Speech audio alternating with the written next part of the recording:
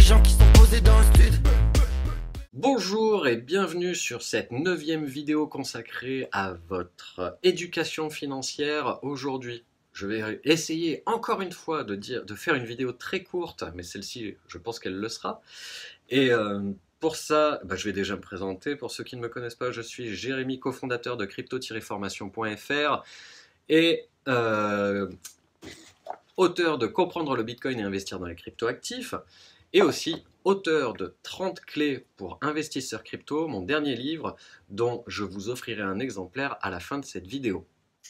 Donc aujourd'hui, dans cette vidéo numéro 9 sur l'éducation financière, on va simplement faire un petit récapitulatif, ce que j'appelle un classement, mais bon, on va faire un récapitulatif déjà avant de classer les choses, puisque avant de pouvoir investir, rappelez-vous, c'est un peu une vidéo de rappel, que vous devez épargner avant d'investir.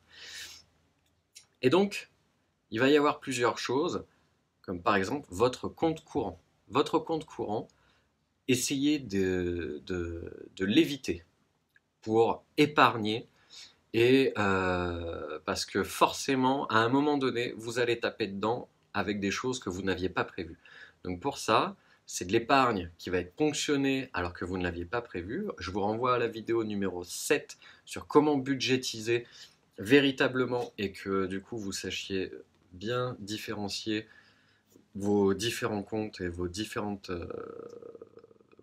calculs pour bien pouvoir investir. Vidéo numéro 7, je mettrai le lien en haut. Autre chose encore, pourquoi est-ce que vous ne devez pas aller sur un compte courant ou sur un livret A? C'est que si demain il y a une crise financière majeure, regardez ce qui s'est passé. Alors, je sais qu'il y en a dans 2 pays, mais je me rappelle, je suis plus sûr de Chypre, donc peut-être Chypre, mais je suis plus sûr, mais en tout cas sur la Grèce. À un moment donné, quand la Grèce devait rembourser ses dettes auprès de l'Union européenne et autres, quand elle avait ses obligations qu'elle devait rembourser, eh bien, ils ne se sont pas fait prier. À un moment donné, ils sont allés ponctionner sur les livrets A et les comptes courants des Grecs, tout simplement. Donc, comme je l'ai dit, pas les comptes courants parce que vous allez taper dans votre budgétisation, elle sera plus d'actualité. Et pas le livret A non plus, parce que le livret A, j'ai envie de dire, il faut que ce soit presque un compte coup dur, mais pas plus. Parce que vous pourriez vous faire ponctionner. Donc, ne pas mettre des très grosses sommes sur des choses comme ça.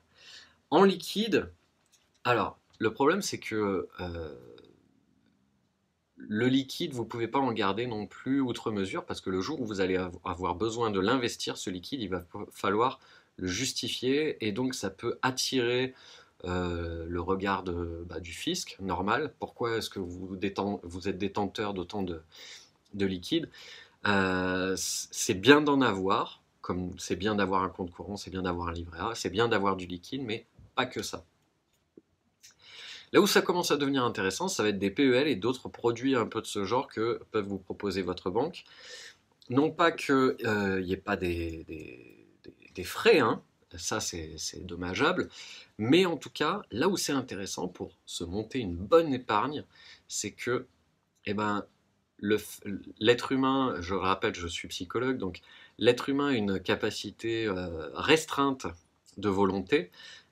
Tout le monde n'est pas une foudre de guerre en termes de volonté, et donc si demain vous avez besoin de faire un craquage, vous avez vu un passif qui vous ferait bien plaisir et donc vous aimeriez bien vous le procurer, et puis vous dites j'ai juste à faire un petit virement de mon livret A ou à taper un petit peu dans mon épargne en liquide à la maison, et puis je peux me l'offrir. Et si vous faites ça, il n'y a rien qui se met en travers de vous. Je veux dire, faire passer de l'argent de votre livret A à votre compte courant, voilà, c'est 3 clics, c'est fait. Si vous êtes sur un PEL ou si vous êtes sur, je sais pas, j'ai pas d'autres noms de produits de ce genre, de produits bancaires de ce genre, il va falloir faire des démarches, il va falloir faire des demandes, et vous allez en plus, la plupart du temps, ça me fait penser aux assurances vie, voilà, vous allez aussi la plupart du temps avoir des choses qui vont se barrer devant vous et donc vous allez avoir tendance à procrastiner, à vous dire ouais c'est compliqué, je le ferai demain et puis au final votre capital d'épargne est safe, vous n'y avez pas touché et vous vous êtes rendu compte 4-5 jours après que finalement ce que vous vouliez acheter, c'était pas si important et donc le caprice est passé et votre capital est safe. Donc je trouve ça assez intéressant de pouvoir passer plutôt sur des produits comme cela. Pourquoi est-ce que je dis assurance vie des profils sécures?